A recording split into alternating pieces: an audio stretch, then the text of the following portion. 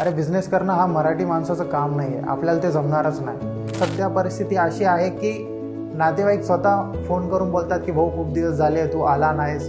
सुदैवानं माझा भाऊ महानगरपालिकेच्या गव्हर्नमेंट जॉबमध्ये होता कॉन्ट्रॅक्ट बेसवर, त्यामुळं सुरुवातीचे 4-5 महिने कसं बसं घर भागलं। तर लोकांचं शिकून मी एक सर्व्हिस चालू केली, लोकांच्या घरी जायचो, कपड्यांनी गाडी धुवायचो आणि आज जवळजवळ 2 वर्षामध्येच माझा इयरली टर्नओव्हर जवळजवळ 15 ते 18 लाखापर्यंतचा आहे। सायन्स घेतल्यानंतर मला 11वीमध्ये मला खरं कळालं की सगळं काही डोक्यावरून चाललेलं आहे। सुरुवातीचे 3 महिने माझ्याकडे फक्त एक कस्टमर होता, जे कस्टमरला मी दर महिन्याला 600 रुपये चार्जेस घ्यायचो, पण माझा 800 रुपये खर्च व्हायचा। असे सलग 3 महिने मी 200 रुपये लॉसमध्ये जायचो।